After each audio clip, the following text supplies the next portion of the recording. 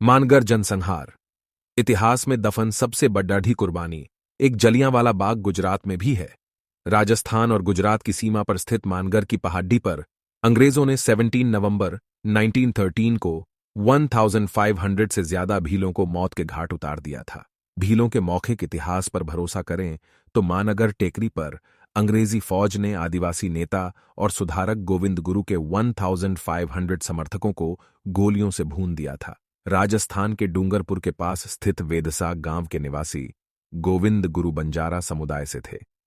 उन्होंने 19वीं शताब्दी के उत्तरार्ध में भीलों के बीच उनके सशक्तिकरण के लिए भगत आंदोलन चलाया था, जिसके तहत भीलों को शाकाहार अपनाना था और हर किस्म के मादक पदार्थों से दूर रहना था। गुरु से प्रेरित होकर भीलों ने अंग्रेजों की दमनकारी नीतियों का विरोध किया और वे बांसवाडा, संतरामपुर, डूंगरपुर और कुशलगढ़ के रजवाड़ों द्वारा जबरन करवाई जाने वाली बंधुआ मजदूरी के खिलाफ उठ खड़े हुए। उस नरसंहार में मारे गए लोगों के वंशज आज भी उस दिन को याद करके विभिन्न घटनाओं को गिनवाते हैं।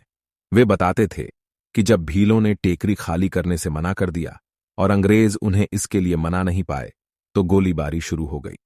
इस बर्बर गोलीबारी को एक अंग्रेज अफसर ने तब रोका जब उसने देखा कि मारी गई भील महिला का बच्चा उससे चिपटकर स्तनपान कर रहा था। बांसवाडा के ही खूंटा टिकमा गांव के 86 वर्षीय वीरजी पारघी बताते हैं कि उनके पिता सोमा 1913 की उस गोलीबारी में बच गए थे। उनकी मौत सन 2000 में 110 वर्ष की उम्र में हुई। वे बताते थे कि अंग्रेजों ने खच्चरों के ऊपर तोप जैसी बंदूकें लाद दी थीं और उन्हें वे गोले में दौड़ाते थे तथा गोलियां चलती जाती थीं ताकि ज्यादा से ज्यादा लोगों को मारा जा सके। खुशकिस्मत सोमा बचकर निकल गए और घर लौटने से पहले कई दिन तक एक गुफा में छिपे रहे। वे बताते थे कि सैकड़ों लोग गोलियों का शिकार हुए और जिन्होंने भागने की कोशिश की वे पहाड़ी से गिरकर मारे गए। उस दिन 1500 भील मारे गए थे। इस हत्याकांड से इतना खौफ फैल गया कि आजादी के कई दशक बाद तक भील मानगर जाने से कतराते थे। गोविंद गुरु ने भीलों के बीच अपना आंदोलन 1890 के दशक में शुरू किया था। आंदोलन में अग्नि देवता को प्रतीक माना गया था। अनुयायियों को पवित्र अग्नि के समक्ष खड़ी होकर पूजा के साथ साथ हवन यानी धूनी करना होता था। गुरु ने 1903 में अपनी धूनी मानगर टेकरी पर जमाई।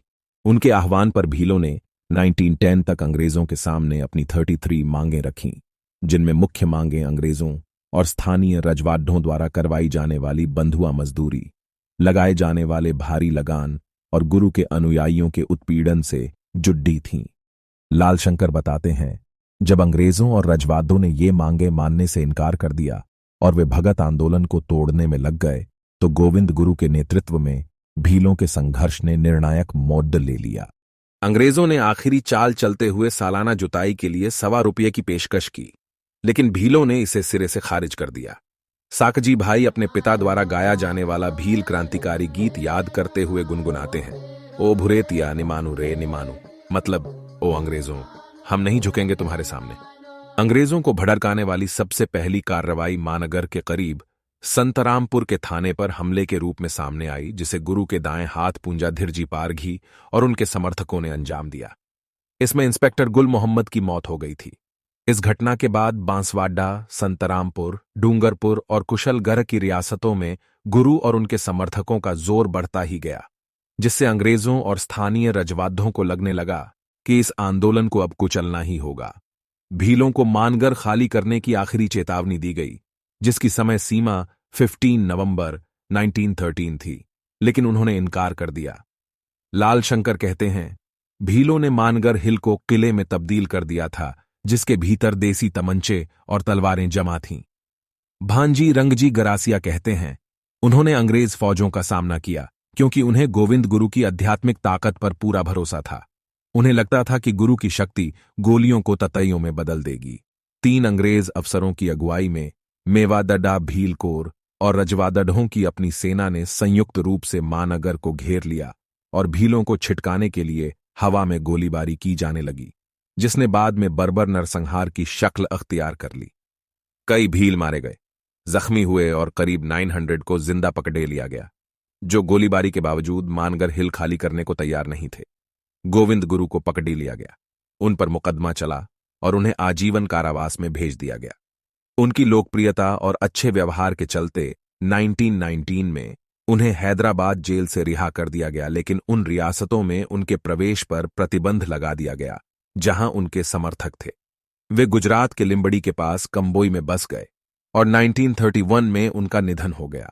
आज भी कंबोई में गोविंद गुरु समाधि मंदिर में उनके अनुयायी श्रद्धा सुमन अर्पित करने आते हैं।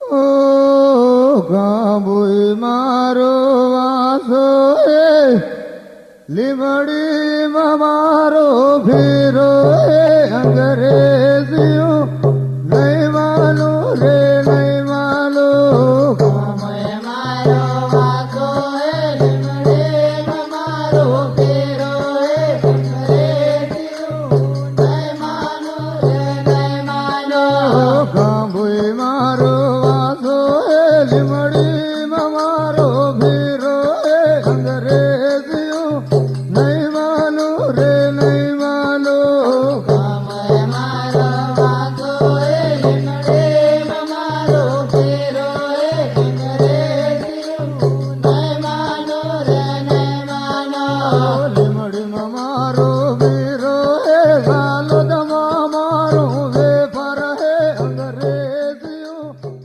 ऐसी ही अधिक जानकारी के लिए वीडियो को लाइक और सब्सक्राइब करें। धन्यवाद।